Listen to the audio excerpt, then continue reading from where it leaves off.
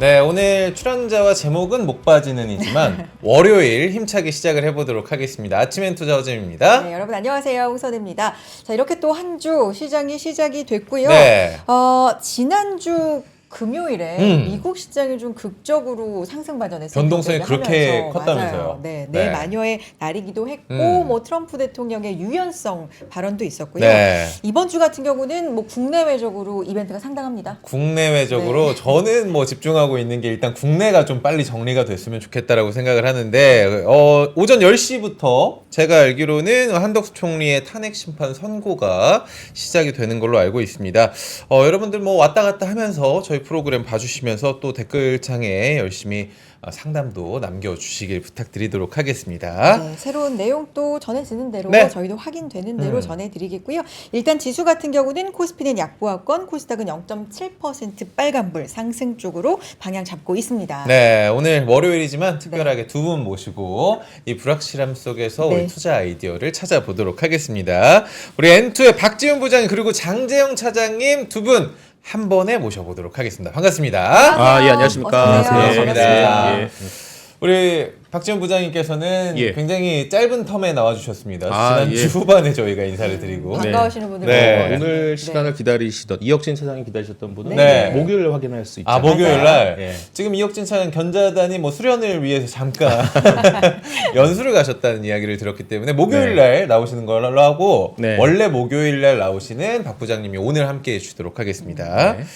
자, 그리고 장재영 차장님도 인사 한번 부탁드리도록 하겠습니다. 네, 안녕하세요. 장재영입니다. 네, 반갑습니다. 반갑습니다. 오늘 또 ETF 관련 이야기. 예, ETF하고 좀 시장 쪽 얘기 좀 드리도록 하겠습니다. 네. 국내 제외하고 나머지 시장 쪽 좋습니다. 아니, 말씀드리겠습니다. 실제 제 사무실에 제 옆자리에 앉아 계시거든요. 그래서 아마 오늘 제가 이제 요청한 게 좀 있습니다. 네. 오늘 이 시간에 나와 주시면 ETF 플러스 테슬라에 대한 투자 전략을 좀 구체적으로 네. 저랑 약간 생각이 약간 차이가 있긴 한데 오. 그래도 오늘 뭐 충돌은 없겠지만 네. 그래도 오늘 좀 괜찮은 투자 전략 테슬라에 관련돼서 얘기를 해주시지 않을까 싶습니다. 저희가 중간 부분에 또 테슬라에 대한 뷰를 두 분의 뷰를 여쭤보는 질문을 드려보도록 하겠습니다. 네. 시장 얘기 좀 해볼까요? 박지훈 예. 부장님부터 지금 시장 이번 주 같은 경우는 어떤 부분을 좀 봐야 될까요? 네. 예, 일단 위클리 이벤트를 좀 네. 안내를 해드림과 동시에 저희가 어젯밤에, 그러니까 오늘 아침에 저희 4월 그러니까 투자 전략 월보가 나왔습니다. 네. 그 내용까지도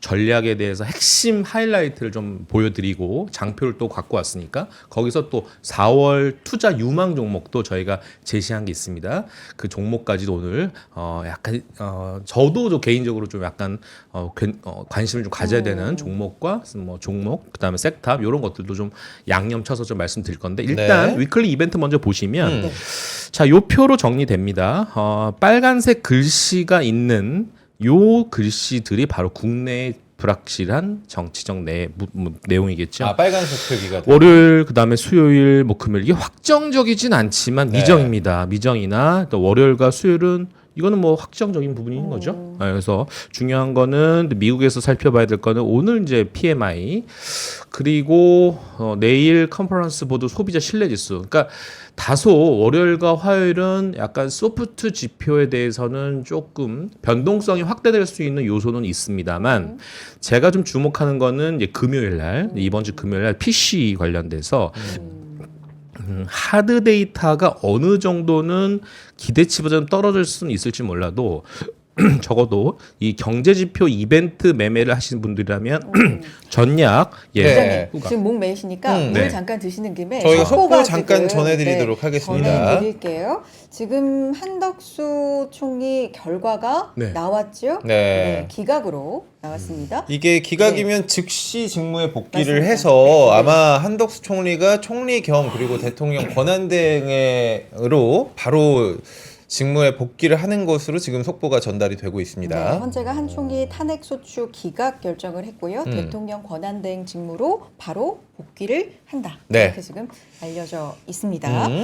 자, 계속 가볼까요? 계속해서 위클리 저희 이벤트 한번 살펴보도록 하겠습니다. 예, 그래서 이제 금요일 정도의 변동성이 어느 정도는 좀 차츰 안정감 있는 그래서 주 초반보다는 주 후반에 어느 정도는 시장이 조금 더 이제 바닥 잡고 올라가는 지금 시장의 방향성은 이런 겁니다. 독일 롱 홍콩롱, 미국 숏 이런 패턴이었다라면 어. 지난주 금요일서부터는 좀 변화가 생겼습니다. 지금 앵커님께서 말씀하셨던 금요일 시장에 물론 옵션 만기 관련된 변동성은 있었지만 네. 그 주 후반 가면 갈수록 그래도 빅테크 종목들이 그래도 밑꼬리 달고 위로 상승 트라이를 하려는 움직임들이 나타났죠. 그러면서 중국도 사실은 좀 약간의 기분 나쁜 음몽들이 꽤나 많이 나왔던 하루였어요. 자, 그렇게 봤을 때 이제 미국 시장은 어느 정도 밸류에이션의 부담은 좀 한 거품이 좀 가라앉은 건 아니냐. 즉 우리가 소위 주도주라고 얘기하는 AI 관련된 대장주들이 2024년 상반기에 밸류에이션까지 다이렉트 내려왔기 때문에 여기서 소위 말하는 바이더 딥을 외칠 수 있는 구간인가라는 거에 대해서 그리고 앞서 말씀드렸던 관세 관련돼서 이 4월 2일 이후에 이 관세 관련돼서 좀 약간 무덤덤해질 수 있지 않겠냐. 그리고 현재 지금 트럼프 향 여론조사가 그렇게 썩 녹록진 않은 상황이거든요. 그러니까요. 부정적인 상황이 좀 전개가 되다 보니까 네. 약간의 4월 1일까지 과연 미국의 적자 무역 수지 적자 난 거에 대한 보고서를 4월 1일 날 트럼프가 아마 수령할 거거든요. 그러면 내부 단에서도 요거는 조금 톤 다운을 좀 할 가능성도 좀 있다라는 부분들인데 요 관련돼서는 제가 하나 요거를 좀 보여드리고 싶어요. 자, 지금 요거죠. 자, 지지율이 추가로 더 하락을 한다. 지금 약간 꺾이고 있지 않습니까? 트럼프 네. 지지율이. 네. 그러면 관세 레이스에 대한 태도가 변할 수 있겠다. 그리고 지금 미국의 캐나다에 관련된 정책이 좀 강경하게 나가고 있는데 여론도 썩 좋지가 않습니다. 이런 부분들. 그리고 하나 더 보면 그러면 이제 우리가 만약에 관세 카드로부터 이런 노이로제가 조금 차츰 내성이 생긴다라는 전제라면 이제 우리가 기대할 수 있는 건 뭐야? 바로 이거죠. 예산 및 감세 카드와 금융 규제 완화가 언제로 지금 타임 테이블이 잡혀져 있냐면 4월에서 5월. 그리고 금융규제 완화라고 하는 거는 한 6월 정도로 어느 정도는 지금 우리가 3월 이제 거의 중순 끝나가고 있지 않습니까? 이제 4월, 5월, 6월 정도는 이제 정책적 드라이브 기다리던 그런 당근이 어느 정도는 좀 기다릴 수 있는 부분들이기 때문에 모멘텀 역할도 좀 할 수 있다는 부분들입니다. 그래서 제가 이제 요런 것들 말씀드리고 싶은 게 요거죠. 바로 이겁니다. 이게 제가 이제 글씨로 적어온 게 바로 이겁니다. 네. 그 리스크는 알고 있다라는 부분들, 시장 참여자들도 이해했다라는 거는 이제 급작스러운 게 없다라는 거죠. 깜짝 놀랄 만한 게 더 이상 없다라는 거예요. 이제 우리는 보상을 기대하는 부분들입니다. 그래서 이제 트럼프 승리 이후에 미국 증시가 상승했던 그런 이 모멘텀, 이거 2024년이죠. 그래서 이런 것들이 어느 정도 소프트 랜딩을 기본 시나리오로 보고 있고 바로 이겁니다. 트럼프는 조만간 보상, 즉 규제 완화와 감세 등에 집중하고 관세에 대한 언급을 줄일 것으로 예상한다라는 네. 것들을 우리는 시장에서 기대하고 있는 부분들입니다. 조만간이라고 하면 일단 4월 2일 상호관세. 상호관세는 예정이 되어 있고 네. 주말 사이에도 보면 4월 2일을 트럼프 대통령은 해방의 날이다. 그렇죠. 이렇게까지 지금 표현을 하고 있는 상황이고 네. 유연성은 같겠다. 그런데 상호주의는 기본적인 견지 사항이다. 맞아요. 이렇게 지금 하고 있기 때문에 그때까지는 아무래도 음. 좀 잡음이라든지 여러 가지 멘트 왔다 갔다 하는 그런 걸 좀 염두에 둬야 될 것 같아요. 저는 그냥 개인적으로 네. 하나만 더 덧붙이자면 네. 예. 아직 시간이 남았으니까 예. 너네가 먼저 성의 표시해라. 이게 그쵸. 유연성이라는 단어에 내포되지 않았을까라는 생각이 있거든요. 맞아요. 네. 굉장히 정확한 표현이시고 네. 그래서 그러면 그런 노이즈가 어느 정도는 뭐 잡음은 좀 있겠지만 잔파동이 좀 이 박스로 저 그려졌거든요. 어저께 저희 레포트 업데이트된 4월 전략의 장표 요거 한 장으로 요약해 볼 수 네. 있습니다. 그래서 미국 계속 안 좋을 거야? 이 박스만으로도 제가 무슨 말을 하고 싶은지는 아마 나타날 겁니다. 지금 현재 시점이 한 요 정도거든요. 요 정도인데 나스닥이 지금 연한색 회색이죠. 이제 글로벌리 M2에 대한 현황인데 요 흐름을 따라갈 수 있지 않겠느냐라는 것들. 그래서 미국은 지금 뭘 통과 중이다? 저점을 통과 중이다라는 부분들. 그래서 우선 전고점까지 회복 가능하기 때문에 네. 지금 못 팔아서 지금 안절부절하시는 분들 같은 경우는 이제는 조금 조금 기대감을 하나씩 장착을 하셔도 되지 않을까 생각이 들어서 이제 어떤 종목을 사야 돼라고 했을 때 이제 제가 아까 4월과 5월과 6월의 감세와 금융 규제에 관련된 정책적 드라이브가 나온다고 얘기했었습니까? 네네네. 그렇기 때문에 이제는 오로지 테크, AI로만 완전 무장하지 마시고 포트폴리오를 좀 다변화하실 필요. 예를 들자면 금융주 쪽도 한번 좀 생각을 해보시고 뭐 시티그룹 같은 경우는 굉장히 지금 밸류에이션 매력도가 생기고 지금 바닥 다지는 모습들이거든요. 그런 것들 한번 생각을 해보시면 좋을 것 같고 여전히 주도주는 일정 부분 저희 NH 하우스뷰는 약 팔란티어를 좀 탑픽으로 좀 뽑고 있는 종목 네. 중에 하나인데 팔란티어를 필두로 해서 브로드컴도 가능할 수 있고 엔비디아도 가능할 수 있고 이제 궁금한 거는 이제 테슬라는 세모예요. 왜냐하면 이제 장재영 차장님 얘기 들어보고 저는 이제 결정을 하려고 하니까 그래도 이거 애초 중간이지만 결론부터 좀 기다리신 분들이 계셔가지고 테슬라. 예, 네. 테슬라 저는 괜찮게 보고 있고요. 아, 가장 괜찮다. 큰 시점은 시장에서 우려하는 게 결국 판매량에 대한 건데 네. 그게 이제 인도량 데이터가 결국 4월 초 정도에 나오거든요. 그거 나와서 시장에서 예상하는 게 거의 컨센이 38만 대 정도인데 예. 35, 6만 대가 이제 하단인데 하단 나오면 그래 우려했던 수준이다. 그 정도 이제 38만 대 나오면 부합판에부터 나와서 그때부터 좀 시장이 좀 반응하지 않을까 그럴 가능성이 있고요. 아니면 만약 하단에 맞추면 시장은 4월 23일 정도 예 결국 이제 실적 보고 나서 좀 움직일 것 같습니다. 그리고 지난 금요일이죠. 되게 긍정적인 내용들이 많이 나와가지고 그것도 좀 준비했으니까 이따 네. 말씀드리도록 하겠습니다. 긍정적인 내용이 많다. 네. 좋아요. 테슬라 진짜 고점 대비해서는 거의 반토막이 난 상황이기 때문에 테슬라 이야기 하나만 가지고 두 분 1시간 동안 이야기하실 수 있을 것 같아요. 그만큼 많은 분들이 테슬라를 관심 맞아요. 갖고 보고 계시기 때문에 자, 그럼 계속해서 일단은 저희가 부장님하고 이야기를 계속 나눠보도록 하겠습니다. PMI 이야기를 저희가 또 해볼까요? 어느 쪽으로 가볼까요? 이제 PMI하고 이제 PC를 여기 한 장표로 이제 네. 요약을 해보면 일단 PMI는 이제 3월 24일 현지 시간으로 속보치가 발표될 예정인데 요거는 이제 상식선에서 알아야 될 게 ISM 제조업 지수와는 달리 PMI는 미국 현지 공장에 대해서만 이제 설문조사하는 지표거든요. 근데 여기 뭐 제가 장표로 이제 써놨지만 이런 거죠. PMI는 전월 대비 상승 여부를 조사하는 만큼 지금 2개월 연속 상승한 상황이거든요. 그래서 이번 주에는 좀 상세를 쉬어갈 수 있다라는 부분들. 그래서 아까 제가 주 초보다는 주 후반이 조금 변동성이 좀 줄어드는 상황이라고 얘기한 근거 중에 하나는 주 초반 나오는 PMI는 조금 상승세가 쉬어간다라는 부분들이 있다라는 점 참고하시면 될 것 같고 주 후반에 가는 이 PC 같은 경우는 물가 지표인데, 그러니까 저는 결론적으로 이번 주는 목요일하고 고용 지표가 또 나와 있죠. 그다음에 실업수당 청구 건수가 나오는 거 목요일 날이고, 그다음에 금요일 PC인데, 요거는 이미 전달에 우리가 아마 연준의 태도도 알았고, 뭐 그런 부분들이 다 코멘트가 있었고, 크게 달라지는 건 없다라는 점을 봤을 때 기업의 어닝도 이번 주에는 거의 없습니다. 그래서 그렇기 때문에 오히려 이번 주에는 거의 횡보하는 구간이고 옵션 만기 이후에는 좀 약간 수급했던 교란이 좀 있을 수는 있겠으나 좀 약간 플랫한 상황이 있을 수 있는 부분이기 때문에 이번 주는 경제지표 크게 민감하게 대응할 지표는 없다라는 부분들입니다. 종목장으로도 미국은 이제 가야 되는, 한국과 좀 비슷하게 가야 되는 부분들인데 저희가 또 이제 S&P에 대한 전체적인 4월 전략을 이렇게 전망을 써놨습니다. 지금 밴드는 한 5,400에서 5,850, 지금 한 5,600, 한 50 내외죠. 그러니까 네. 일단 중간 값입니다. 그래서 밑으로 가도 또 위로 가도 크게 한 200포인트 전후로 지금 밴드를 잡아놨고요. 다만 1분기 실적 시즌이 본격화되는데 요게 좀 노이즈가 생길 수 있습니다. 미국 기업들의 견주한 펀더멘탈을 확인할 시 주가 하단은 지진. 자, 근데 문제가 이제 예를 들면 이거죠. 자, 우리가 금요일 날 다 반등했다라고 얘기는 하지만 우리가 사실 오늘 9시에 장 개장했을 때 SK 하이닉스가 2% 하락 출발했고요. 그다음에 삼성전자가 1% 넘게 하락을 했습니다. 그건 왜 그래라고 질문한다면 딱 이유 하나죠. 마이크론이죠. 그러니까 마이크론이 8% 넘게 하락을 한 부분들은 결국 HBM3E의 12단에 대한 이익률에 관련 노이즈가 생겼다는 점이거든요.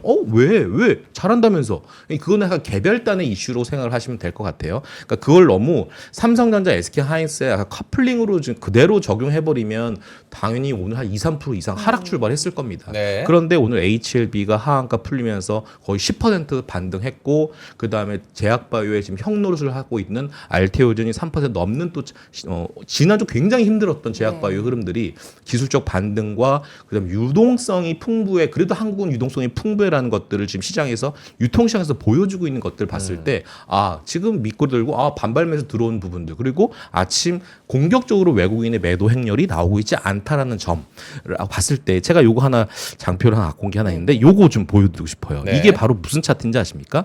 코덱스 삼성그룹 ETF 차트예요. 자 보시면 이게 제가 주봉으로 한번 딱 끊어서 갖고 왔는데 자 이 기술적 흐름상으로는 어디 매물대가 가장 두텁냐면 9,000원에서 9,100원까지 매물대가 되게 두터워요. 굉장히 두텁습니다. 네. 그러면 이 삼성그룹 ETF 아마 기술적 분석을 아마 하시는 분들 또는 이제 주식시장의 기술적 분석부터 공부하신 분들이라면 1차 목표를 주봉상 9,000원으로 설정하신 분들이 많습니다. 저 또한 그래요. 그러면 코덱스 삼성그룹에 편입된 종목단에 그냥 계산기 두들겨서 나누기 비중대로 해버리면 삼성전 9,000원이 가면 삼성전자가 얼마 가는 게 맞냐면 딱 69,500원까지 가야 돼요. 그럼 지금 62,000원 그렇죠. 왔다 갔다 하는 그런 삼성전자 주가 차트에서 그러면 7만 원까지 그 이유는 모르겠습니다. 그 이유는 신의 영역인 거예요. 그 이유는 나중에 보자. 그러면 삼성전자는 어느 정도는 9천 이 ETF의 어떤 기술적 흐름을 만약에 적용하면 충분히 낙폭과대 종목으로서 삼성전자, SK하이닉스 뭐 요런 필두로 해서 선두주자 역할을 할 수 있는 부분들이다라는 것들입니다. 그래서 여기 제가 관심 정보도 적어놨지만 일단 삼성전자가 가장 필두로 저는 적고 싶은 이유 중에 하나가 네.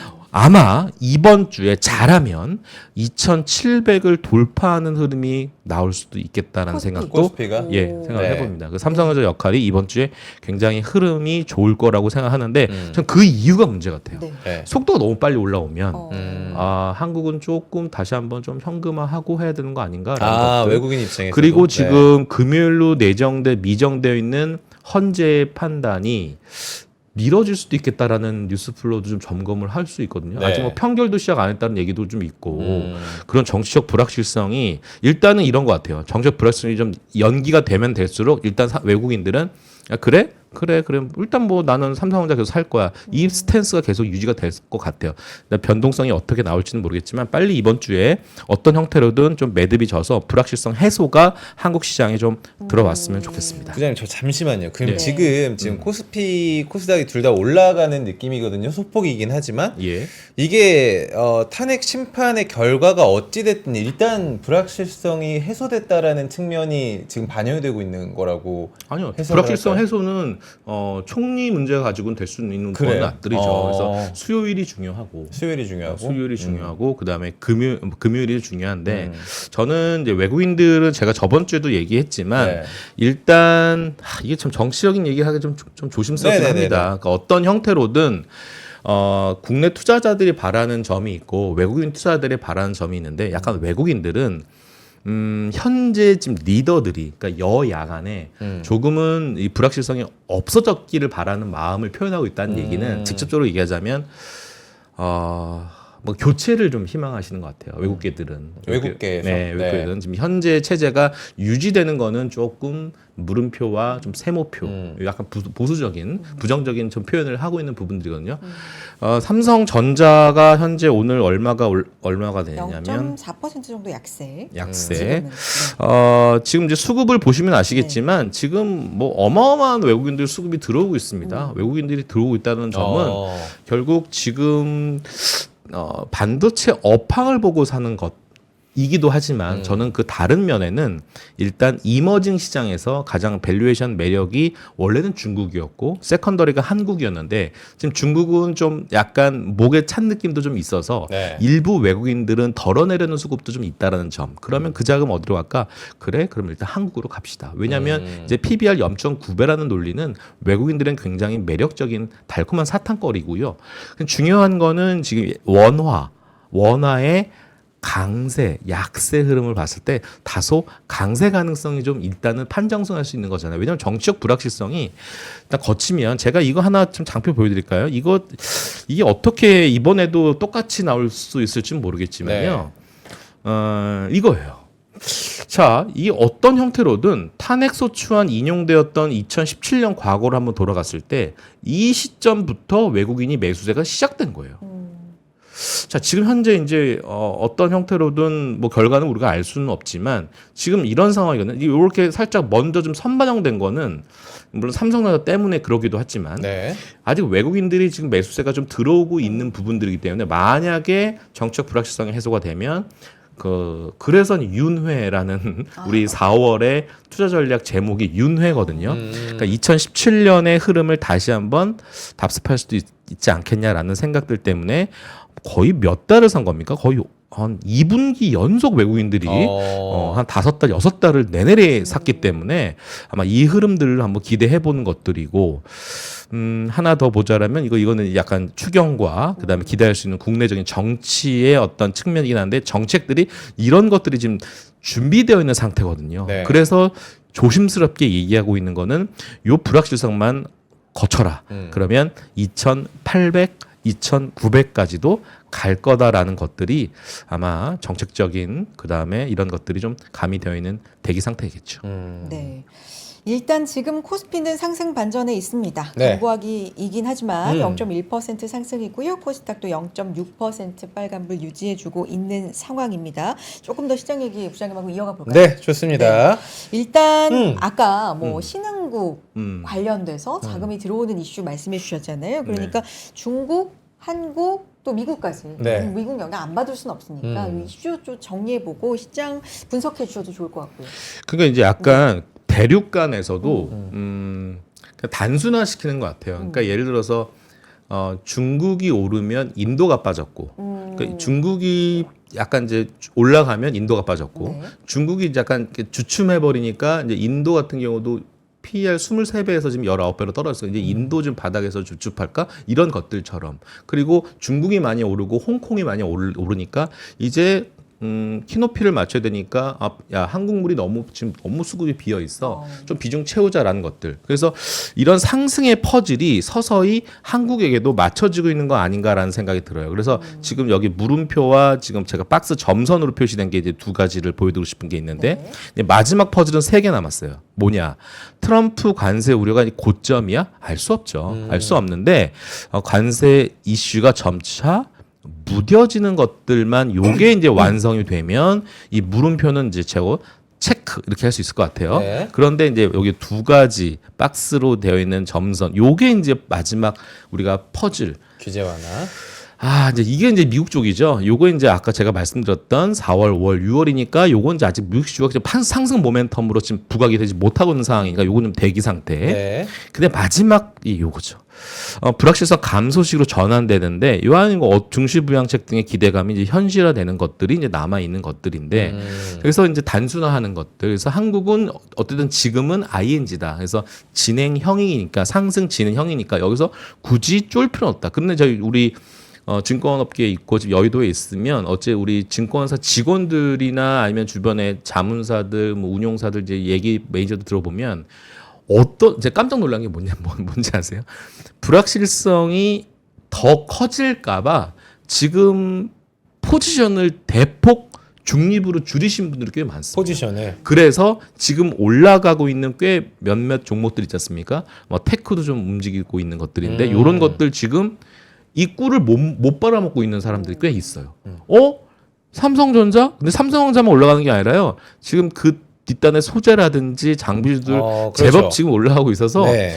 포지션 다 줄이시고 지금 스트레스를 받고 계신 분들이 꽤나 많다라는 점이에요. 그래서 왜 그렇게 다 줄이신 거예요? 왜냐하면 기각되면 이거 폭동이 일어나고 정치적인 정말 불확실성이 더 커지는 한국의 거군요. 신용도가 떨어질 것 같고 네.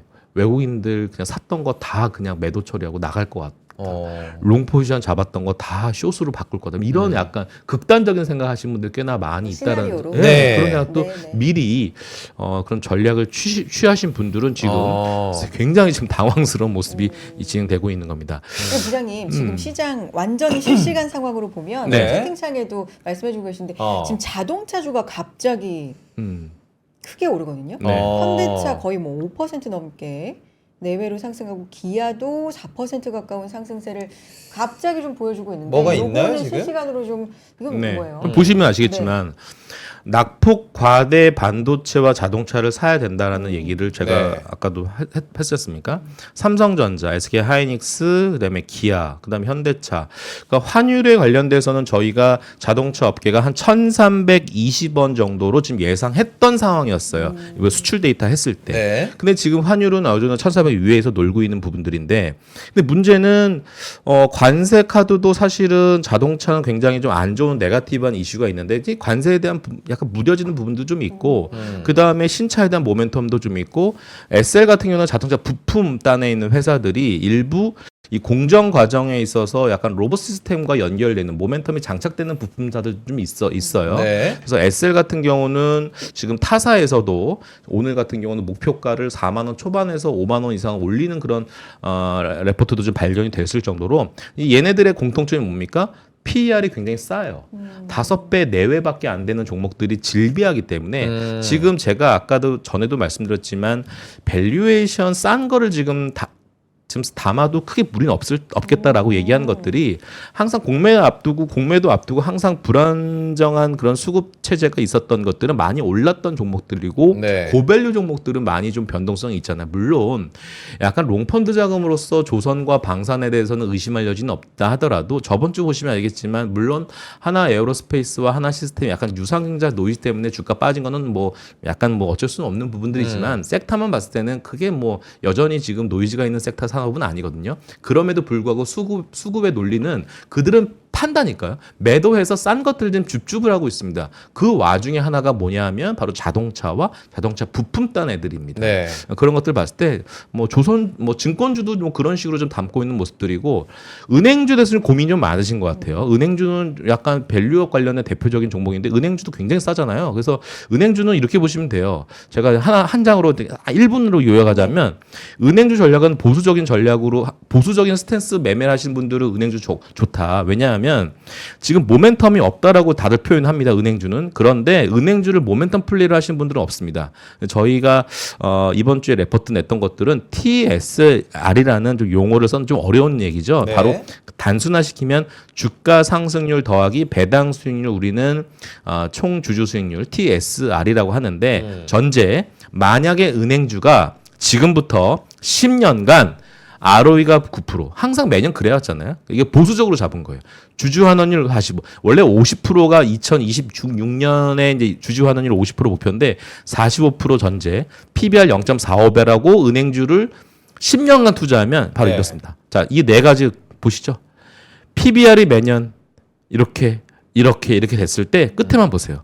PSR은 이런 식의 수익률을 낼 수 있다라는 부분들이에요. 그래서 은행주는 지금 약간 중장기적으로 가져가야 할 그냥 하나의 예탁 자산 중에 하나라고 생각하시면 될 것 같아요. 그래서 요거는 어쨌든 은행주는 저는 국내보다는 약간 미국 쪽 은행주를 좀 매수하시는 거를 좀 추천해 드리고 있는 부분들입니다. 어쨌든 자동차 말씀하셨기 때문에 그거는 좀 추가적으로 말씀드리겠습니다. 여기다 이제 추가로 월스트리트 저널 보도가 있는데요. 네. 4월 2일 상호관세 부과 대상국에 우리나라 한국이 포함될 가능성이 이제 큰데 자동차, 제약, 반도체 같은 특정 산업 관세는 4월 2일 부과하지 않을 가능성이 있다. 뭐 이런 보도가 나오기도 했는데 혹시나 뭐 이런 그게 또 연관성도 호재로 작용을 했을 수도 있겠네요. 네, 이런 부분까지도 뉴스로는 한번 차장님 살펴보겠습니다. 계시니까 네. 제가 질문을 차장님께 하나 던져보도록 하겠습니다. 간지 알고 계신 분들 계실까봐. 계십니다.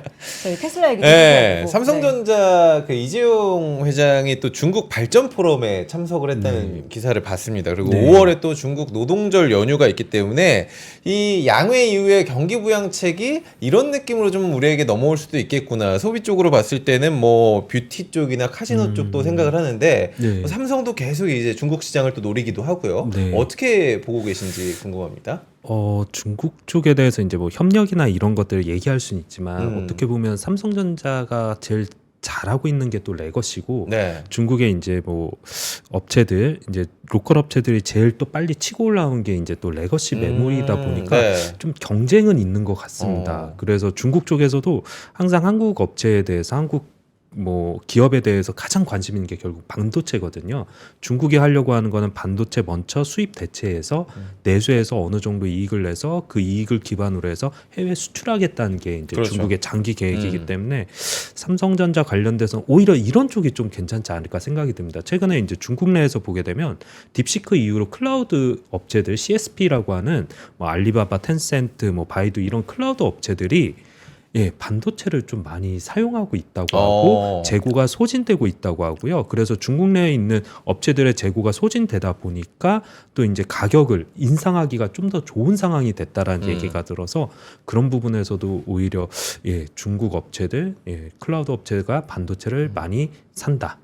그런 업종에서 조금 수혜를 보지 않을까 생각은 하고 있습니다. 그러면 이제 중국 경기 부양책이라든지 뭐 네. 소비 진작 특히나 이제 노동절 연휴가 네. 기다리고 있으니까 수혜를 입을 쪽은 어느 쪽으로 지금 예상을 있습니다. 네. 제가 준비한 부분들 중에 그 솔 의료기기 소부장 FN이라고 있거든요. 이게 찾은 게 한학령이 해제될 경우 당연히 중국 사람들도 많이 올 수 있겠지만 또 하나는 또 엔화 강세도 있습니다. 네. 그래서 엔화가 강세가 되면 중국인들 외에도 이제 동남아시아나 이런 사람들이 엔저 때문에 일본에 갔던 사람들이 한국을 올 수 있습니다. 그러면 예전에 한국에 오면 뭘 많이 샀냐? 과거에는 보게 되면 화장품 많이 샀습니다. 화장품. 근데 요즘은 피부 미용, 성형외과. 그렇다면서요. 이게 좋기 때문에 이런 쪽으로 구성된 종목들 이제 대표적인 게 이제 파마리서치, 클래시스, 휴젤, 뭐 비올 뭐 이런 쪽이다 보니까 그쪽 관련된 기업들로만 구성된 솔 의료기기 소부장 FN이 이번에 한국에 관광객들 많이 온다. 그러면 이쪽을 좀 접근하시면 좀 수익이 나지 않을까 생각하고 있습니다. 좋습니다. 지금 리스트 보여주신 거는 저희가 후반부에 또 네. 추천해 주시는 네. ETF 상품들도 네. 저희가 한번 살펴보도록 하겠습니다. 이런 부분 정리해서 네. 이제 광고 우리 보고 와서 잠깐 좀 더. 광고 보고 네. 올까요? 여러분들 어디 가지 마세요. 저희 잠깐만 광고 보고 올게요.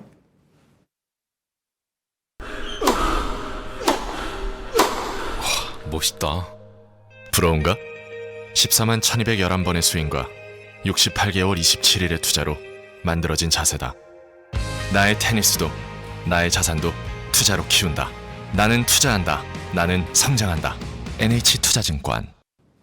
네, 아침엔 투자 함께하고 계십니다. 네. 자, 오늘 풍성하게 지금 스튜디오가 꽉 차서 두 꽉 분과 찼습니다. 함께 네. 시장 얘기하고 있는데 박준 부장님 그 네. 자동차 관련돼서 좀 확인되는 점이 그러니까 있다고요? 이게 네. 그러니까 그 보스턴 다이내믹스가 이제 상장에 대한 그 이제 노크를 계속 하고는 있지 않습니까? 네. 근데 지분 가치가 이제 정의선님이 지분 가치 계속 이제 도마 위에 오르고 있는 모습들인데. 네.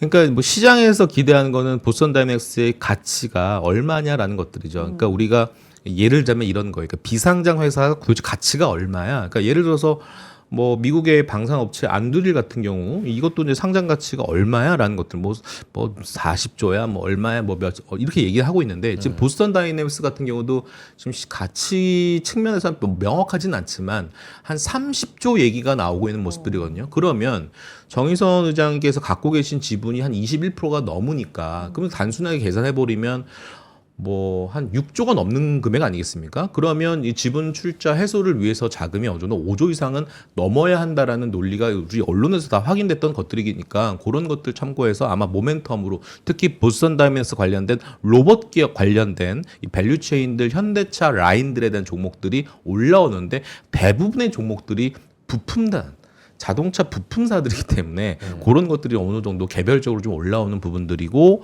그건 참고하시면 될 것 같고 아까 제가 서두에 4월 저희 NH 월간 종목도 말씀드린다고 했는데 네. 요거 장표 하나로 좀 마무리하겠습니다. 아우, 좋습니다. 그래서 세 가지 꼭지로 이렇게 남아 있고요. 네. AI 경쟁 심화 관련된 꼭지로는 네 종목을 언급을 했네요. 삼성, 하이닉스, 현대일렉트릭, 두산 에너빌리티. 야, 요거는 재밌네요. 그러니까 전력 관련돼서 하나 꼽아놨고요. 그 다음에 원전도 네. 지금 SMR 관련돼서도 계속 모멘텀은 남아 있다라는 부분들. 그 다음에 요거는 정책 모멘텀이라고 하는 거는 역시 내수부양 카드인 거죠.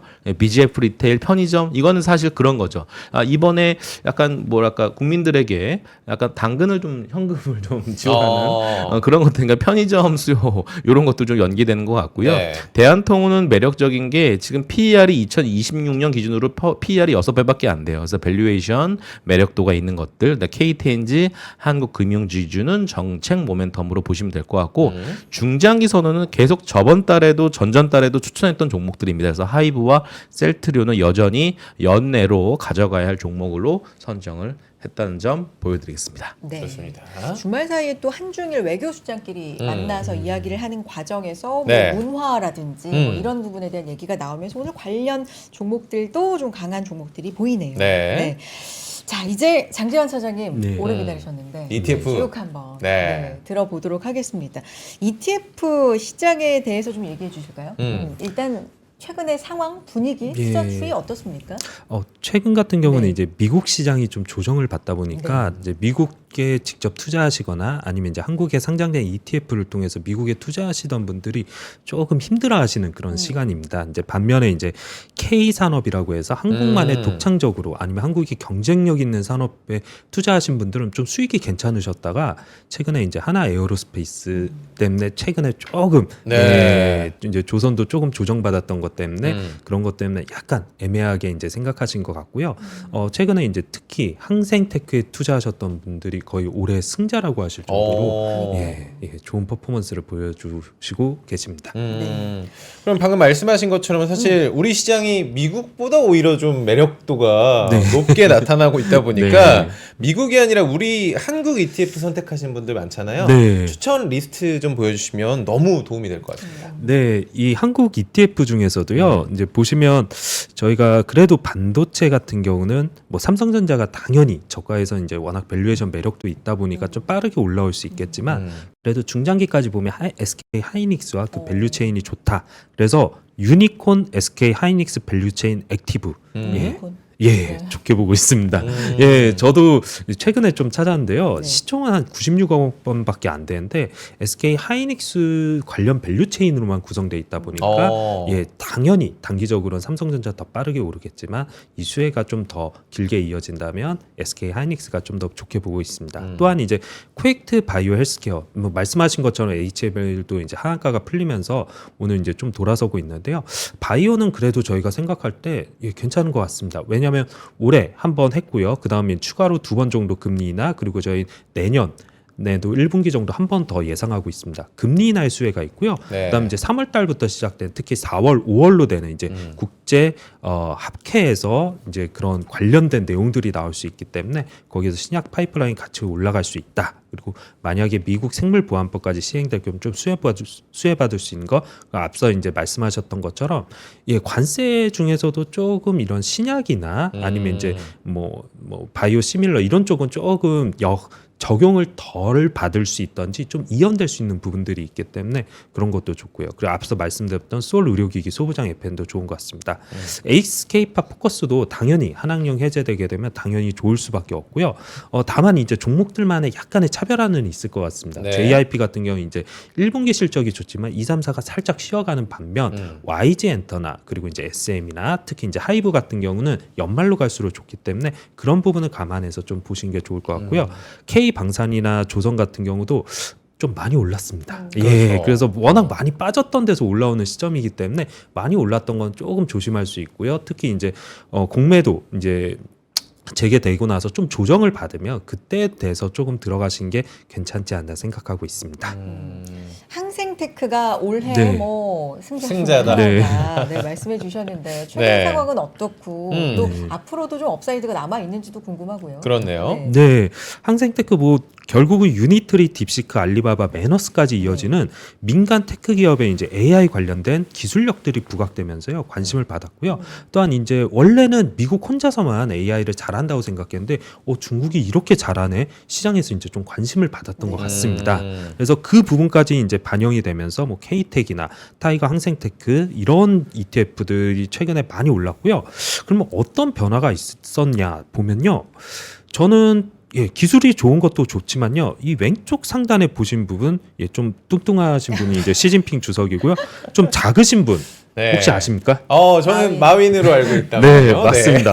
이게 이제 양회 나오기 전에 네. 민간기업 자담회에서 나왔던 건데요. 저는 2021년 11월 엔트파이낸셜 상장 둔단 이후로 악수한 거 전 처음 봤습니다. 이게 이제 시그널이 민간 기업을 어떻게 보면 이제는 조금 제스처를 보였다는 거고요.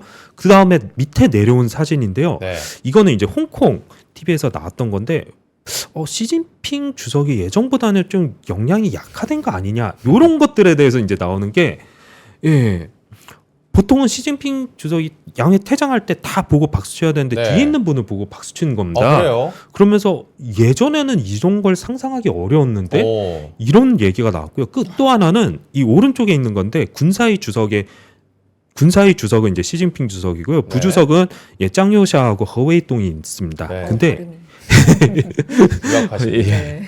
허웨이동 같은 경우 이제 시진핑 주석의 측근이거든요. 네. 이 사람이 양회 끝나고 지금까지 중요 회의에 안 나오고 있습니다. 뭐 건강상의 심장병의 이유도 되지만요 안 나오고 있고요. 네. 그러면 지금 최근에 계속 내부 중국 관련 뭐 인터넷이나 그런 데서 이제 나오는 게 짱요샤가 시진핑 주석이랑 이제 좀 대치되거나 말을 잘 안 듣는다 그 얘기가 있는데 이게 진짜 맞나? 그런 생각이 좀 드는 겁니다. 그러니까요. 그래서 짱요샤의 이제 배경을 보면 정치적 배경을 보면 결국은 중국에서도 이제 홍얼따이라고 해서 네. 중국의 이제 건국 혁명들의 그 자녀들이 좀 지원한다, 태자 등이 좀 지원한다는 부분들이 있고 이런 내용들이 작년부터 있었습니다. 네. 군사위 부주석에 이제 쌍요샤와 허웨이동이 서로 자기 측근들을 한 명 한 명씩 제거하는 작업들이 있었는데 허웨이동까지 만약 그렇게 된다면 결국은 이제 짱요샤로 대표되는 중국의 건국 2세대나 태자당 결국은 경제나 외교나 이런 부분들에 대해서 좀 기존보다는 완화적인 정책을 하길 원하는 그런 입김들이 좀 반영되는 게 아닌가. 그래서 이런 것까지 반영되면서 최근에 좀 올라왔던 것 같습니다. 네. 그래서 12개월 선행 한해테크의 이제 12개월 선행 PER을 보면 네. 지금 한 18배 정도입니다. 말씀하셨던 것처럼 저점에서 너무 많이 올라왔고요. 지금 여기에서 살짝 머물고 있는 거고요. 네. 이제 5년 평균을 보면 24배입니다. 이게 딱 지금 나스닥의 12개월 선행 PER이랑 비슷한 수준이거든요. 그러면 기본적으로는 제가 생각했을 때 만약 중국의 이제 부양 정책들 지난주에 이제 조금 조정받았던 게 결국 LPR이나 이런 걸 통해서 금리 인하를 하면서 통화 완화 정책을 더 보여줄 거라 생각했는데 그게 안 나왔습니다. 네. 그러면서 시장에서 또 부양 정책에 대해서 또 이런 거야? 이런 이제 조금 의구심과 이제 많이 올랐으니까 이제 좀 조정받는 어떻게 보면 횡보 구간인 것 같고요. 결국 중요한 게 4월 초에 나오는 이제 PMI 지표는 당연히 소프트한 지표이기 때문에 이런 분위기를 최근에 이제 양회나 이런 흐름들을 바라보면 좀 잘 나올 것 같고요. 4월 중순에 주요한 경제 지표들이 있습니다.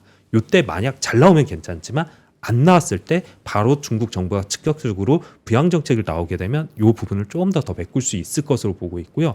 만약 그런 정책이 조금 미비하면 시장이 조금 생각보다는 횡보하지 않을까. 좀 그렇게 보고는 있습니다. 네. 그리고 만약 좋다고 할지라도 저는 이게 과거같이 이렇게 프리미엄을 받는 순간까지는 솔직히 좀 중국이 넘어가야 될 고질적인 문제들이 있습니다. 네. 네. 예를 들면 2021년 9월에 중국의 데이터 보안법이 시행됐고요. 데이터 보안법이 시행되면서 중국 민간 기업들이 관리하는 중국 내국인의 데이터는 중국 정부가 원하면 언제든지 열람이 가능합니다. 네. 제공해야 됩니다. 그거 보고 나서 나중에 외국인들은 어떻게 할까에 대해서 되게 말이 왔다 갔다 했었거든요. 근데 2023년 7월에 중국의 반스파이법이 개정이 됐습니다. 네. 특징은 중국 정부가 국가 보안이나 스파이로 의심되는 부분에 대해서는 데이터를 요청하면 중국 민간 기업들이 다 내놔야 되는. 제공해야 됩니다. 그러면 결국은 외국인들의 데이터까지도 중국 정부가 열람하거나 혹시 볼 수 있다라는 부분들 때문에 이 법이 저는 바뀌지 않으면 중국 기업들, 특히 AI 기업들이 미국이나 유럽처럼 이제 데이터 관련돼서 민감한 국가에 시장을 진출하는 건 좀 제한이 될 거라고 보고 있습니다. 딥시크도 결국에는 정보 보안이 그렇죠. 굉장한 걸림돌이 맞습니다. 있던 예, 거예요. 맞습니다. 네. 그래서 이게 이제 알리바바의 Q1이나 아니 네. 이제 매너스나 이런 것들이 뒷단에서 되게 소비자들이 원하는 되게 혁신적인 것들을 보여주고는 있지만 이 중국의 이 고질적인 법 문제 때문에 이 부분이 해결되지 않으면 조금 중국 기업들이 어느 정도 반등은 나오겠지만 그 추가 이상으로 과거의 5년 평균을 뚫고 가는 데는 조금 한계가 있지 않을까 생각하고 있습니다. 네. 차장님한테 네. 좀 궁금한 거 여쭤봐도 될까요? 아우 좋죠. 그럼요. 이 차트가 이게 지금 샤오미 차트예요. 이게 지금 지금 차트를 제 모니터에 띄워놨는데 아 부장님 차트를 좀 네. 띄워주시면. 제가 이제 샤오미 차트가 이렇고 좀 화면이 안 넘어갔죠. 그러니까 아, 지금 나왔습니다. 네. 뭐 이런 모습은 뭐 깜짝 놀랄 정도죠. 아이고. 하나 더 보여드리면 네. BYD도 이래요. 네. 뭐 이건 놀라운 거죠. 그러니까 약간 얘랑 좀 차별성이 있는 게 이제 테슬라 아까 제가 이제 궁금한 게 이제 테슬라인데 이거죠. 그러니까 테슬라가 반등하면 BYD는 좀 이제 상승이 어느 정도는 좀 약간 글로벌리 머니플로우들이 또 수급은 또 무시할 수 없는 부분들이기 때문에 네. 약간 이제 걔네들 테슬라 매수 다시 또 BYD 또 매도 뭐 이런 포지션을 하는 약간 리버스된 그런 아. 전략을 취하는 매니저들도 좀 있잖아요. 네. 차장님은 요 굉장히 어려운 구간 같은데. 네, 네. 저는 테슬라가 저때 좋았을 때는 테슬라가 모든 자율주행과 그 휴머노이드 로봇을 다 독식할 거라는 이제 시장의 기대감이 있었고요. 유니트리나 이제 BYD의 뭐 신의 눈이나 이런 것들 이제 제품들 나오면서는 중국 업체도 잘하네. 중국은 그렇죠. 단가가 낮으니까 이걸 잘하지 않을까에 대한 생각이 있고 기대감이 있는 것 같습니다. 근데 저는 제가 예전에도 보고 그랬을 때는 예전에 되게 2020년대에 되게 좋았던 게 요 장면 네. 그래프 보시면 볼게요. 지금 나올 나올 거예요. 네네네. 말씀해 주세요. 네. 이때 보시게 되면 이때 테슬라보다 니오가 더 많이 올라갔습니다. 테슬라가 니오가, 네. 저점에서 10배 올라갔을 때 니오가 이제 2019년 11월에 저희가 이제 한 10월 정도에 제가 탐방 갔다 왔었는데 11월에 CFO 바뀌면서 회사 망한다. 이 얘기 나오다가 이제 텐센트가 다시 이제 자금을 부어주면서 이제 기사회생하면서 보조금 받고 그러면서 오히려 테슬라보다 판매량이 더 좋으니까 괜찮다라고 관심을 이렇게 받다가 네. 지금은 이 정도까지 빠졌습니다. 아. 그러니까 중국 업체들을 볼 때요. 근데 BYD는 좀 달랐죠. BYD는 여기에서 그래도 버티고 있습니다. 네. 특징이 중국에도 어떻게 보면 되게 많은 거 혁신적인 것들을 많이 얘기를 하는데 그거를 통해서 성장하는 데는 항상 중국 내선 되게 잘합니다. 근데 해외로 가서 보게 되면 중국의 이제 뭐 업체들 브랜드나 아니면 생산업체가 중국의 전기차 시장에서 차지하는 비중이 20% 정도입니다. 그 중에 중국 로컬 브랜드만 하면요 아직도 10%가 안 됩니다. 정말 메리트가 있고 그렇질지라도 사람들이 이제 자동차에 대해서 생각할 때는 안전이란 부분은 이제 생각할 수 있고요. 그렇죠. 그리고 이제 또 나중에 AS도 생각할 수 있고요. 그리고 이제 만약 자율주행이 갈 때는 이게 BYD의 신의 눈이 공짜다. 그리고 정말 자율주행 기술이 만점에 한 90점이 만약 80점, 90점이 된다고 할지라도 사람들이 느끼기에는 진짜 99점 이상 최고를 원할 것 같습니다. 왜냐하면 제 목숨은 소중한 거니까. 아, 소중하니까요. 네. 그런 것들을 생각하다 보면 결국은 또 말씀드렸던 이제 데이터 보안법이나 이런 것들 때문에 해외에서도 자율주행으로 넘어갈 땐 또 제약이 있을 수밖에 없다는 거.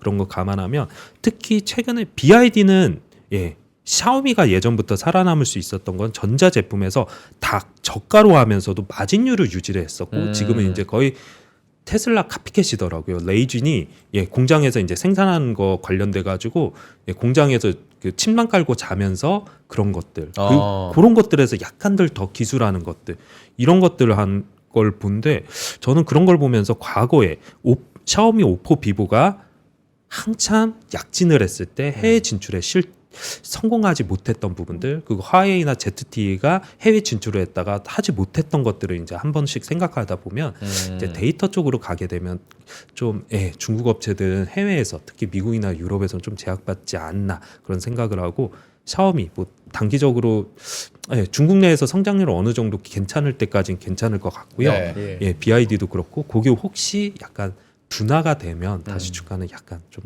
달라지지 않을까 생각하고 있습니다. 근데 저희가 아까 시작부터 테슬라 이야기를 맞아요. 좀 해보자고 네네. 했으니까 테슬라로 좀 넘어가면서 저는 네. 궁금해지는 게 홍콩 증시만 봐도 BYD가 올 들어 50%가 오른 반면에 테슬라는 40%가 넘게 빠졌거든요. 이걸 보면 미국 내에서도 그렇고 유럽 내 여론도 테슬라 시위가 지금 5주 연속 계속되고 있단 말이에요. 이게 반머스크에 대한 그리고 브랜드 이미지에 대한 것들도 손상이 되면서 네. BYD의 기술력이 올라온다. 이러면은 또 선택지가 많아질 것 같긴 해요. 소비자로 봤을 때는. 네, 그럴 부분은 있고요. 특히 근데 이제 중국산 전기차에 대해서 미국은 당연히 이제 또 관세나 이런 부분들이 있으니까 그런 거는 좀 그래도 이제 좀 제약이 될 수 있고, 전 솔직히 약간 유럽 쪽은 예, 테슬라가 좀 영향을 받기는 할 것 같습니다. 유럽 쪽에 예, 유럽 같은 경우는 좀 상황들을 보니까 미국 같은 경우는 한참 시위를 하고 이제 화재가 나고 그러면서 결국은 예, 그 어떻게 보면 예, 그 내란이라고 하는 단어보다는 네네네. 그 뭐라고 해야 되죠? 그 테러리스트라고 이렇게 약간 트럼프 대통령이 그렇죠. 지정했다고 그런 하더라고요. 식으로 얘기를 했죠. 예, 그러면 테러리스트라고 하면 이제 법적으로 보면 미국에서 테러리스트로 지정되면 형량이 사상자 없이 죽는 사람 없이 15에서 20년 최고형을 때릴 수 있고요. 네. 만약 사상자가 발생할 경우는 죽게 되면 종신형이나 사형까지도 될 수 있습니다. 정말 그리고- 뭐 법정 최고형이 예. 그리고 이제 15에서 20년도 예, 미국 감옥이 아니라 엘살바도르 얘기가 나오더라고요. 그런 식으로 네.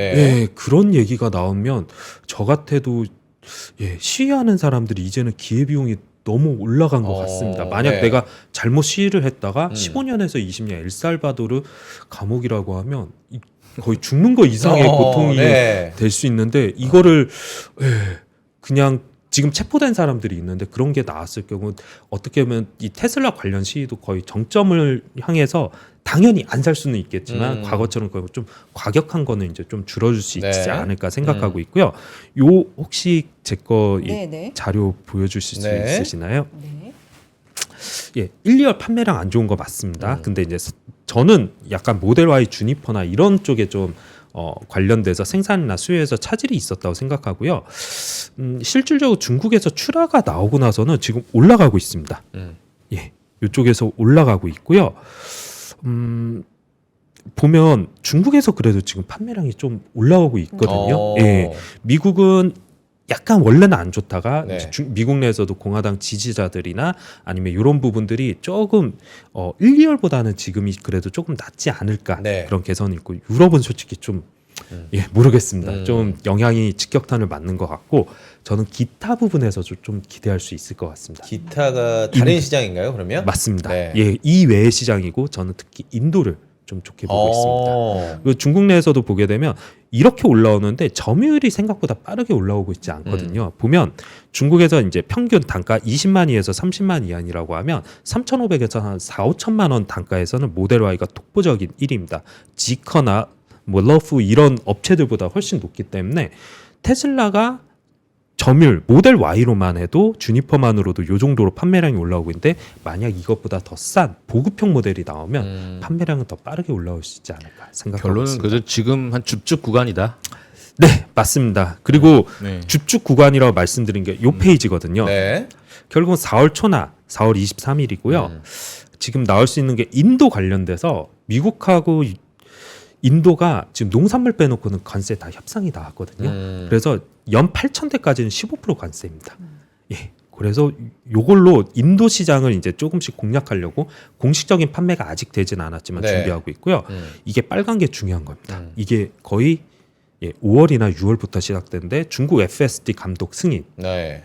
지금 3월 17일부터 한 달간 FSD 공짜 서비스 풀고 있고요. 이걸 통해서 데이터를 수집하려고 합니다. 즉 공식적인 FSD 감독 버전을 승인받기 위한 준비 과정으로 보이고요.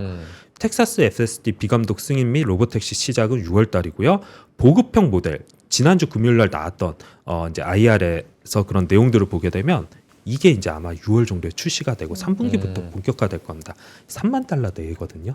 이게 나오면 이제 중저가 라인에서도 중국 업체와 비교했을 때 가격 차이가 그렇게 크지 않은 경쟁력이 예, 있군요. 있는 네. 제품들이 나오면서 음. 출시되고 본격화되고 승인되고 세미트럭 나오고 옵티머스 로봇 생산되고 기가인디아 얘기 나오고 옵티머스 초기 로봇 배포 사이버캡 예, FSD 미국 전역화 때 사이버캡 생산 시작 그리고 로봇에 나오고 첫 화성 임무인 스타쉽과 옵티머스까지 이게 쫙 이어진다. 그래서 지금은 어떻게 보면 1월부터 이게 나오기 전까지가 조금 1월부터 어떻게 보면 이제 4월이 이제 좀 바닥을 다져가는 그런 구간일 것 같고요. 근데 사장님 어떻게 보면 저 뉴스들은 다 본업과 관련된 굉장히 중요한 뉴스잖아요. 맞습니다. 근데 지금 테슬라 관련 뉴스를 쭉 보면 네. 뭐 정치적인 예. 얘기들, 그렇죠. CEO 리스크에 예. 관련된 얘기들, 트럼프 대통령이 테슬라를 뭐 비호하는 뭐 네. 그런 관련된 이야기들, 뭐 주말 사이에는 회의 통해서 직원들 테슬라 예, 팔지 팔지 말라. 말라, 나 믿어 뭐 이렇게 예. 했더라고요. 그러니까 이런 좀 본업 이외의 얘기들이 너무 주목을 좀 받는 것 같아요. 예, 그래서 네. 오히려 줍줍할 수 있는 그래요? 그래서 오히려 예, 시기라고 생각하고요. 결국은 선호도가 떨어진 건 판매량 부진의 부분입니다. 그렇죠. 근본적으로 네. 그렇죠. 근데 판매량 부진은 이제 해소할 수 있는 게 신모델이나 저는 이 보급형 모델 되게 기대하고 있거든요. 예, 이런 것들이 이제 본격적으로 되면 선호도는 떨어졌는데 판매는 잘 되네. 아, 선호도랑 상관없이 판매는 잘 되는구나. 이렇게. 당연한 거예요. 이제 그러면 이제 논리 자체가 어. 아, 선호가 떨어져도 판매는 잘 될 수 있다. 이러면 이제 그러면 결국 큰 영향을 안 미치는 거네가 나올 수 있고요. 그런데 우리 박 부장님은 약간의 뷰가 좀 다르다고 그러니까. 말씀하시지 않았어요? 그러니까 저는 이제 줍줍 개념 개인적으로 한 480달러 가면 제가 그 모델 Y 시리즈 그 예. 차를 제가 장영 사장님께 그 똑같이 만든 그 차가 있어요. 프라모델 같은 거 프라모델. 말씀하시는 그거는 거예요? 사드릴게요. 네. 그런데 어쨌든 밸류에이션이 나오지는 않는 기업. 네. 일단 그리고 지금 외국계 증권사들도 테슬라에 대한 커버리지 그 목표가 가격이 150에서 거의 막 500, 600까지 그 예. 레인지가 굉장히 넓잖아요. 어. 지금 앵커님께서 말씀하신 정치적인 그 노이즈는 차치하고 예. 그냥 어쨌든 본업만 가지고 따지는 그 애널리스트들의 예. 왜 이렇게 레인지가 높다 보니까 여전히 누구는 지금 또 네거티브하고 어떤 그렇죠. 지금 사야 된다라는 너무나 지금 의견이 분분한 상황이기 때문에 이거 아까 채팅창에서 닥터케이님 되게 무서운 말했어요. 200 밑으로 무조건 사야죠라고. 여기서는 248인데 예. 물론 200 빠지면 좀 살만만 한데 그러니까 과연 지금이 그 시점이냐 그 변곡점이 지금이냐라는 거에 대한 그러니까 주식 투자는 약간 좀 타이밍 싸움이기도 하잖아요. 네네네. 그러니까 사자마자 물리면 마음 아프니까 그래서 그래서 저도 확인한 게 1분기 인도량 확인하고 4월에 예, 4월에 확인하고 사시는 게 좀 더 나을 것 같아요. 아, 나 거기까지 기다리지 못하겠다. 그러면 조금 들어가시고요. 오히려 확인하고 이게 좀 생각보다 안 좋아서 빠지면 그때 이제 조금 담아가시는 게 낫지 않나. 테슬라 자체가 ETF 아닌가요? 그렇죠. 자동차, 뭐 전기차, 그렇죠. 다 AI, 넣어놨죠. 로봇, 네. 우주항공, 그렇죠. 예. 그래서 저도 생각하는 게 이게 이제 FSD가 되고 로보택시가 되면요. 이게 서비스 매출입니다. 예. 그러면 서비스 매출은 보통 매출단에서 이익단까지 깔끔하게 내려옵니다. 즉 이익의 질이 올라가거든요. 그러면 지금 뭐 GP 마진 차 팔아서 이제 14, 15% 나오는데 이익이 올라가고요. 그리고 이거는 반복 매출이 되게 되면 저희가 과거에도 소프트웨어 업체들이 네. 예, 구독형을 하면서 밸류에이션의 리레이팅이 됐습니다. 보통은 이제 차를 팔든지 소프트웨어를 팔 때 한 번 뭐 교체 시즌에 팔고 뭐 4년 동안 안 사다가 다시 사고 이런 형태가 되면 밸류에이션을 높게 받기가 어렵거든요. 시크리컬이라고 하면요. 근데 구독형으로 바뀌면서 결국 이익의 질이 올라가면서 현금 캐시플로우도 더 안정적이고요. 그러면서 추가 성장까지 나올 수 있다는 것들을 반영하면서 과거에 소프트웨어 업체들이 이제 그렇게 이제 밸류에이션 리레이팅 됐던 거를 만약 서비스 매출 비중이 이제 늘어나게 되면 그런 가능성들도 있으니까 밸류에이션에 대한 논란 말씀하셨던 거는 좀 100불 이하도 있고요. 거의 1000달러도 있습니다. 너무 크다. 너무 예. 너무 크다 레인지가. 진짜. 예, 네. 그러면 자동차 어. 기준으로 봤을 때는 뭐 아. 이제 외국계 이제 그런 애널리스트가 얘기했던 거는 자동차로는 뭐 4,500달러 하더라도 자동차 전기차 판매는 80달러밖에 안 된다. 네. 80달러를 전기차로 보시는 분은 거기에다 약간 이런 서비스나 이런 쪽 시장을 조금만 이제 기대하는 분은 이제 100달러 조금 넘는 거고요. 자동차는 이 정도지만 나는 이 서비스 시장과 여기에서 향후 엄청 커질 거다. 그리고 거기에서 많은 주도력을 가질 거다. 대표적인 게 이제 좀 아크 인베스트먼트죠. 네. 거기에서 그런 쪽으로 이렇게 얘기한 쪽은 목표 주가가 되게 높습니다. 그래서 테슬라는 어떻게 보면 이제 꿈을 먹고 사는 기업이고요. 그렇죠. 꿈을 먹고 살고 그 꿈이 결국은 이익으로 나타나는 거. 예, 그 과정에 하고 어떻게 보면 말씀하셨던 것처럼 전기차와 기존의 이제 하드웨어 주력 업체에서 약간 서비스로 전환하는 그런 시점이 어떻게 보면 이제 저는 2분기에서도 좀 말이라고 생각하고 네. 있습니다. 알겠습니다. 오늘 두 분과 함께 다양한 얘기 나눠봤고요. 네. 테슬라에 대해서는 두 분의 이제 약간의 또 차이가 있었으니까 어떻게 가나 지켜보면서 저희가 추적해서 또 질문 드리도록 네. 하겠습니다. 오늘 장재영 차장님 그리고 오늘 요일 바꿔서 네. 주셨습니다. 박준 부장님 그럼 이번 네. 주는 오늘이 마지막인가요? 그쵸. 뭐 네. 혁준님이 어떻게 그 목요일에 나오셔야죠. 네네네. 네. 오늘 못한 말은 아마 목요일날 많이 틈튀기면서 많이 말씀 나누시지 않을까. 종목 상담 뭐 다음 주로. 네. 네. 다음 주에 그러면 저희가 조금 더 타이트하게 준비를 해가지고. 뭐 이거 여담이긴 한데 네. 폭삭 속았수다가 네. 나는 진짜 속았다 이런 의미인 줄 알았는데 아니더라고요. 아 그래요? 너무 무슨 말이에요? 고생했다. 너무 고생했다. 아, 수고하셨습니다. 아, 그래요? 몰랐어요. 아, 몰랐어요. 너무 재밌게만 찾아봤죠. 여러분 우리 왕눈이 선혜 씨는 지금 그것 때문에 눈에서 눈물을 정말 많이 흘리고 있는 매일 울어요. 네, 분 중에 한 분이고요. 저희가 그러니까 미디어 관련해서도 한번 엔터 그러니까요. 관련해서도 예. 또 특집으로 또 준비를 네, 한번 네. 해보도록 하겠습니다. 박지훈 부장님, 장재영 차장님 여기서 인사 나누겠습니다. 두 분 고맙습니다. 고맙습니다. 네. 아유, 오늘도 네. 속았수다. 고생 많으셨습니다. 네, 아유, 네. 속았습니다. 네. 자, 코스피 약보합으로 다시 돌아섰습니다. 지금 음. 보합권에서 방향성 좀 왔다 갔다 하네요. 코스닥 0.6% 상승 유지해주고 있습니다. 오늘 시장도 여러분 대응 잘하시고요. 네. 내일 다시 인사드리겠습니다. 고맙습니다. 고맙습니다.